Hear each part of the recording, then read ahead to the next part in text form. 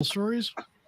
Hey guys, welcome to another week of the Unnamed Cybersecurity Podcast, and we have a full house today. Matt actually showed up and is alive and moving. Great to see you, Matt. And I'm back. You're back.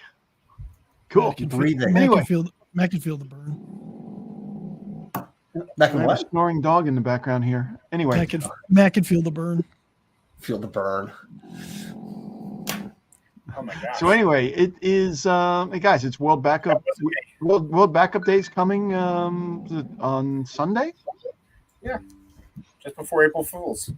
Just before April Fools. Yeah, there we go. There's a joke in there somewhere, something about April Fools is the day that hopefully we don't find out if your backups work or not, because if they don't, Yeah, it can definitely feel like a fool if you don't have your backups in order. So Matt, let me throw this out to you, because I'm just going to jump in with a couple questions that we see from people from time to time. And a lot of people are like, oh, I moved all my stuff to Office 365 or G Suite, and they take care of everything for me, right? Can I swear on this? Are we allowed to swear? Because I feel like I need to emphasize this a little bit. Microsoft doesn't give a shit about your data. They care that their system's up and running, so back up your shit. That was cleaner than what I would have said. So. It was. That was the censored version from Chris. Yeah, there we go. But no, seriously. Microsoft's job is to keep the system running. It's not every bit of your data. It's not every email. It's only 30 days. Another one. Yes. And also it's only 30 days if it works. So what does that mean by being 30 days? Means if you lost something more than 30 days ago and you realize it on day 31, which happens to be April Fool's, it's gone. Yep. There's no way to get it back. No ifs, ands, or buts. Or somebody inside of your organization goes ahead and deletes everything. Well, I think this is a good time to talk about shared responsibility model too. If you look at Microsoft's shared responsibility model, you're responsible for your data. Yep. They're responsible for the infrastructure. You're responsible for your data. They take no responsibility if there's some malicious harm done to the data. So somebody gets access to your email account, deletes all your emails, deletes the recovery bin for it. Bye. Microsoft's not on the hook. So they don't, when you sign up for it, they don't exactly explicitly say that unless you read the EULA. And if you're I'm sure everyone read every word of the end user license agreement there. That is some reading. That is some sleeping. Or just get your attorney to go through that, which you really should if you're running a bigger business. And the same thing goes for Google. You say, "Oh, I'm on a Gmail suite." I don't think you even get 30 days. I think Google's around 40. Most of them have the same. They have the same shared responsibility model. It's you're responsible for the data. They provide the infrastructure. You're responsible for your data. You're responsible for making sure that people use the right passwords. They have multi-factor authentication. All that stuff. That's your responsibility, not theirs. So you can also have fun with that. Yeah, so it really doesn't, it doesn't matter if you're talking Google or Microsoft in this case. It's the same issue either way. They're doing enough backups to cover themselves from a disaster recovery perspective to make sure that you can get back up and that their servers can get back up and running. But as Carl said, if you get an employee in there that's been deleting stuff systematically over 30 or 45 days, sayonara, it's gone. Well, and if we expand this conversation to other software as a service or cloud apps, a lot of them don't even give you a mechanism to back up. Yeah. So that's a question you should probably be asking them is like, what is their recovery time? What's their ability to back up data? I mean, I had that problem with QuickBooks. There's no way to roll back to a different point in time with QuickBooks. And I don't even think there is a third-party backup tool for QuickBooks. There's third party for QuickBooks, and they bought a company too that if you buy, I think the highest level you get backup. Okay. But I don't know if it's transactional level backup or to like what you said, you have to roll back to a point in time. Yeah. So that's a good question. That's a good question to actually ask when you're doing accounting. You just mentioned a terminology that some people might not understand: transactional backup versus point in time backup. Oh, for accountants, I mean, they know what a transaction is. Anytime you make an entry or something like that, you commit something, then you could roll back to it. Versus point in time is just like, okay, last night at 4:00, right? Yeah. Last night at 5:00, which means any changes done since then would be gone if you had to roll back to that. Exactly. So yeah, it's a good question to have, especially when you use the cloud, because there is so much ambiguity behind a lot of these software as a service companies about whether the data can be recovered or not. And if somebody makes a critical mistake, how long does it take? Might be a question you want to ask those, whatever vendor you have. Yeah, that leads into a really, really good question is how do you know your backups are working? And Hope. a lot of times I like to ask prospects, the last time, when was the last time your IT guy tested the backups, and how did he let you know they were tested? So, well, I mean, we all sat in on a conversation yesterday talking about an IT provider being sued by a lawyer. Yeah. I'm not even getting into legal ramifications. Just want to talk about like what happened during that. Allegedly, this company got ransomware, and they had a certain backup vendor provided by this IT company, who apparently did not put multi-factor authentication. It was for cloud backup, and the bad actors were able to delete all the backups and then encrypt them. So, for a law firm. For a law firm, yeah. So now they're suing. Now, what's funny is they had an oral agreement, so not a written agreement, which I can't believe that. That one's a good one. But with attorneys, yep. Yeah, with attorneys. But the real thing is like the backups were working, but they weren't protected in a way that should have been protected. And they'll figure this out in court. I'm sure that'll be a fun court case to listen to. But it's important to understand that when you're relying on a third party to help you, either back up your systems, back up your data or whatnot, there should be a burden of proof provided to you that things are going well, that things are successfully done. And I know you're making the assumption that they are doing it in the right way, but asking for proof of how the configuration is, asking these questions is really critical. So ask them how they're protecting the offsite data. Is it multi-factor authentication? Is it something where they're immutable backups, which means they can't be deleted? Stuff like that. Like those are really good questions to ask a vendor, an IT provider, to make sure that they're doing what's right. Yeah, I just started to get some feedback from somebody. I don't know where that was coming from. Anyway, yeah, it's a great point. No contracts, and the company kept paying their bill every month, so they figured, this is what we got. Well, there's an ass in assumptions, and that just sums that up right there. If you assume, you have a problem. There is a level. That's right. It's on us too as providers to make sure that things are configured correctly and that we provide that burden. We provide that proof to people.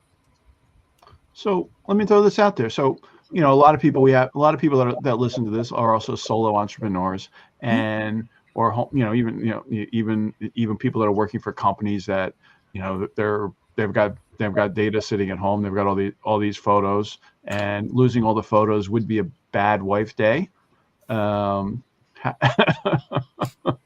So what can people do, or what should they be doing to really protect that data? And we can always put it on a hard drive, but then we have to talk about the issues of bit rot and drive failures. I don't care who your partner is in life. If you have photos of a wedding or children or whatnot, and you're responsible for taking care of those, you better make sure they're in multiple places. Absolutely. At least 3. Right? So what I like to do is my wife and I have a dog. We have a shared photo album, but any photos I take are automatically uploaded to cloud storage as well. So I have them on my phone. I have them in the backup of the cloud storage for the provider on my phone, and I have them in third party. So that goes for videos and photos. Good way to have it. Now, if you're a traditionalist and you have, say, a DSLR or a mirrorless camera, and you have SD cards, well, use something like Dropbox, use something like OneDrive. Have a copy that's stored locally, maybe on a hard drive, like Bob said, but then use like a cloud service, some level of cloud storage to make sure that just in case there's a fire or a device destruction or something like that, that you don't lose those precious moments. And even if you have them on a local hard drive, get them into get them into cloud storage, because anything can happen to that device. Oh, yeah. And make sure that you turn on multi-factor authentication for that cloud storage. And don't come back to us when somebody gets into it and deletes all your photos and gets those personal photos and videos that you don't want anybody to see and exposes you. It's not our fault. Make sure you protect your accounts. And when you say multi-factor authentication, I like to tell people, it's like, yes, I want you to authenticate it, but I don't want you to use your email account as the authentication method, because if your email account gets hacked, guys, all chips are off. It's gone. So the other place to keep in mind also, Bob, there was a case for a journalist who got their iCloud account hacked. Yep. And the bad guys were able to delete everything off of the Apple in their laptop, on their iCloud, on their phone, wiped everything clean. Just completely blew out the whole thing. Yeah. Single sign-on and all those connected devices. It's a great convenience, but make sure that it's locked down, because you're right, Carl. It's so easy once people get in there. And I remember that article now, and the guy systematically saw stuff on his other devices going away. Yeah, just being blown out.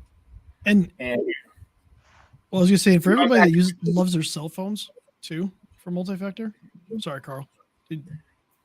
I was just gonna say, finishing up this one thing, which goes back to what you were saying, Chris.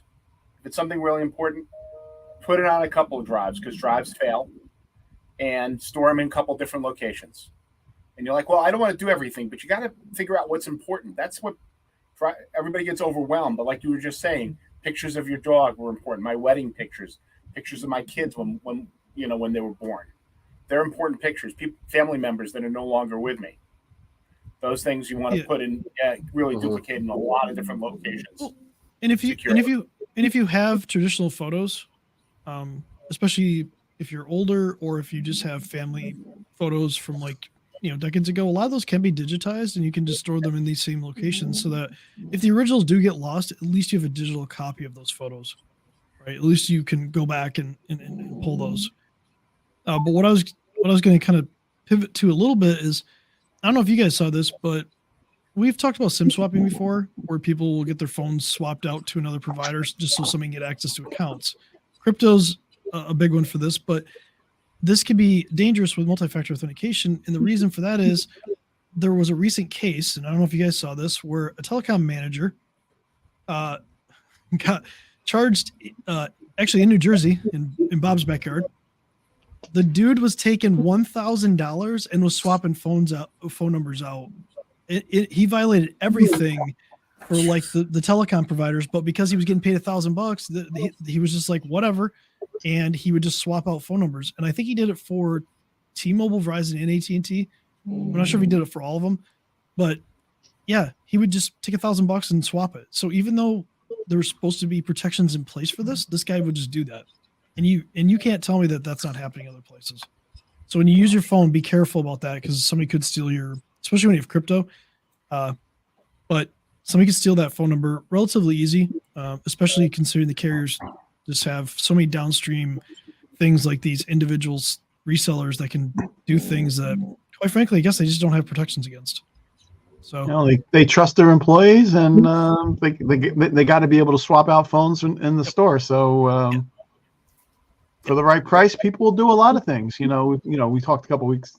There was some stuff a couple weeks ago about cyber guys that were now moonlighting as hackers. Hey man, there's money in it. Money talks. Whether you like it or not, I mean, there's money in crime. There's always been money in crime. Yeah. So it's going to attract the people that you have questionable ethics and morality. You know what? Sometimes people will cross that chasm. But again, go back 3 places. Just remember, data should always be in 3 places. That's the rule. The rule of 3 will save you a lot. And then make sure when it's cloud-based, protect the identity. Cool. So Back up your data, back up often, and sleep better at night. story time? Story time? We can do story time. What do you got? Okay. I got 2 stories. When I started my company, this is how I started my company. I was already thinking about starting the company, and my first client called me and said, my server's down, and the company that I actually used to work for before that was their provider, and they couldn't get it back up. So I'll TLDR this, but there was a bug in Dell servers at the time. In RAID, which is they had 2 hard drives. If one failed, it's supposed to keep working, right? Well, the card itself had a flaw in it that when one drive failed, it actually nuked the other drive. Oops. Ooh. Yeah, that's not supposed to happen. So it's supposed to be high availability. So if one drive fails in a RAID 1, it's just supposed to fail over and keep working. Well, in this case, it didn't. So I go in there, and guess what wasn't working? Their backup. Any guess on how? Any guess? And this was still tape at the time. Any guess on how? Well, one, how much data do you think they lost from a time frame perspective, and how long do you think it took to get back up? This was I would only say 3 from servers. the data, This was 3 the servers. data that they lost, I'm going to guess that it was probably over a year that it was running like that, and people didn't know. Wasn't that bad. Okay. They lost 60 days worth of data, including email at the time. So they lost email, files, anything that changed in the last 60 days. And it took we pretty much had to rebuild from scratch. We were able to find, like I said, 60 days prior information. It took I think 5 days to get them back up and running. This is a manufacturing firm. So they were down for 5 days, and that's how I launched the company. And then my other story is I got fired from a company. They got bought by a public company, and we got fired because they wanted to bring in another IT company. We've been doing business for, actually, you know what? This is the same company. This is actually the same company. This is 11 years later. They've been a customer for 11 years, and they sold to a public company. And we were gone 6 months, and they called us in an emergency, and they're like, "We need help. We need help on this." And I'm like, "What are you talking about?" The new company implemented a backup system. Wasn't checking it, wasn't validating it was working, and they lost 45 days worth of all of their file data. Now, the thing is, the company from 11 years prior to this company had went from, they were like a $5 million company when I took them over. And by the time that we were leaving, they were 75 million.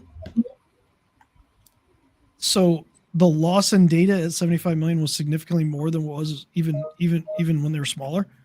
And there's nothing we could do. We tried to do recovery. I tried to get another company involved. What's funny, I never got the business back. They fired that IT company, and then they just went with somebody else. And then out of that, they fired the entire executive team. The public company did. So, yeah, data loss is a big deal, and somebody will be responsible for it. So if you have a boss like a public company in your subsidiary, and you lose 35, 40 days worth of data, and you can't get back up and running, somebody's getting fired. It's a bad time. Yeah, What do in you this call case, it that, was a resume generating event? yeah, that's what it was. And actually, the funny part was we were negotiating to come back in and actually take over their IT. But once they fired the entire executive team, you know how executive teams are. They want to bring in somebody that they do. I got a couple on that too. I got a couple stories on a smaller scale. But I had a client who sold his company, but real estate agent and real estate broker. And he had just hired a partner, and everything seemed to be going great at the height of the market. But then all of a sudden he was noticing, they were spending a lot of money to get leads in. And for a real estate agency, that's the blood of the business. Mm-hmm. And he was noticing for what he was spending and for what the leads were, he wasn't seeing the commissions coming back in. Long story short, he started having a suspicion that, that his partner might be stealing from him and embezzling. And so at that point, we had just started to engage. He hadn't done anything really. We just put some firewalls in. But we ended up using, here's where backup came in great. He was on Google, which is one of the worst services I hate. But we were able to install Vault throughout all of his systems to lock down the data. At which point we were able to pull, using backup as a forensics, we were able to pull up all of the interim arguments or things where the partner was stealing the leads and was running inside of his organization a little kebab of other agents that were stealing they were basically running a sub agency where they were getting free leads and pocketing the commission. So he was, I mean, by the time we figured it out, it was probably close to well over $1 million that was being stolen there. But we were able to pull through the backups, everything that he needed to go ahead and run the legal to get this stuff back.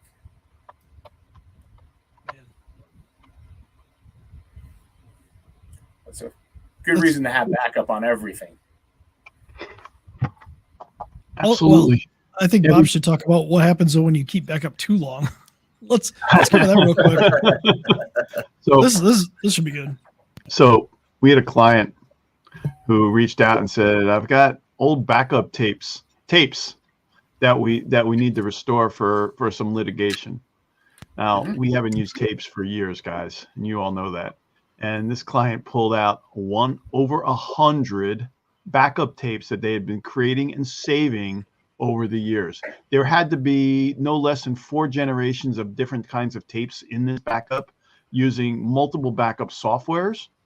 And they're like, "Oh yeah, we have to go restore all the emails from these tapes, from these backups for e-discovery." And I'm like, I'm not even sure if we can read these tapes. One, have they degraded? And how are we going to find a device to do it? You know, we looked around. We actually found a service that actually looked like they could do it. It was going to be $1 million just to get that stuff on digital on drives again. That's even before we try and read the data or open up the archives that are on that system. Guys, backups are great. Having too many backups can lead to a lot of financial loss. Because if you've got the data, you have to produce it. You potentially have to produce it for discovery. And I've had discussions with these guys in the past. It's like, okay, what is your policy? What is your data destruction policy? And they go like, "Oh no, we save everything forever." Well, I think they're allowed. Well, the FTC safeguard rules, depending on what's in that data, now says after you no longer have a case for it, you have to start deleting this stuff after 2 years or longer. Yeah. So if you're in a CPA and you no longer do business with a client after 8 years, you can't keep that data. Well, you're not supposed to. You're supposed to, but then people can make certain cases like on the school side, they're like, "Oh well, we have to be able to validate student records forever." Yeah. I'm not saying if you don't have a case. Yeah. I'm saying if you do, not saying if you do have a case, if you don't have a case, then you technically, it just opens you up for more liability. Yeah. Nothing tops legal requirements, right? Like if you're legally required to hold the data, you're legally required to hold the data. Well, yeah. Once you're legally required, I mean, M&As, they go back up to 15 years on sale of company. And, there's even questions now with real estate appraisals and property inspections. How long are they now keeping these records? Because we're now starting to see with all the legalities, people going back well past the sale, saying it was the original owner's fault that they didn't disclose a property defect. I think to Bob's point, it's just it doesn't matter if it's backup data or just data in general. Like if you keep your data too long, you're taking on unneeded risk. If there's no legal requirement for it, it's just unneeded risk that if you get served, because take for instance this customer that he just talked about. Let's say they spend $1 million and they can't recover the data. Legally, they had to do it because of discovery. But they had to burn $1 million because they had it, but they spent $1 million to not be able to recover it. So even if they win their lawsuit, they still spent all those legal fees and $1 million for what? For data that was pretty much worthless. Let's be real, the data is worthless. Yeah. If it's that old, we deal with engineering firms, and holy crap, dude, they want to keep stuff for 30 years. You don't need you don't need a drawing from 20 years ago. Now, if it's tied to safety for automotive, okay, I get it. I think it's 15 years for that. that you have to keep some of your data, but like they just keep stuff because they want to make it easy on themselves if they ever have to redraw it. It's like, dude, if you have to redraw this, like you could just charge the customer for it. And they're like, oh, we can't do that. And I'm like, well, you can, you just don't want to. There's a difference. So be careful. Don't get nailed with discovery. Anyway, guys, we're going long today. It's Do all 25 day. minutes. We're done. So All right. Enjoy your World Backup weekend. Yes. Because that's definitely the thing on Sunday that everybody's worried about is World Backup Day. Totally. Exactly. You start with a barbecue right after, forget Yeah. Easter, and get your Easter basket, then back up on everything. Keep your egg backups. Get your egg back up. have a good week, guys. Egg Let's move on. backups. All right, later. Bye, everyone. Have a good weekend, guys.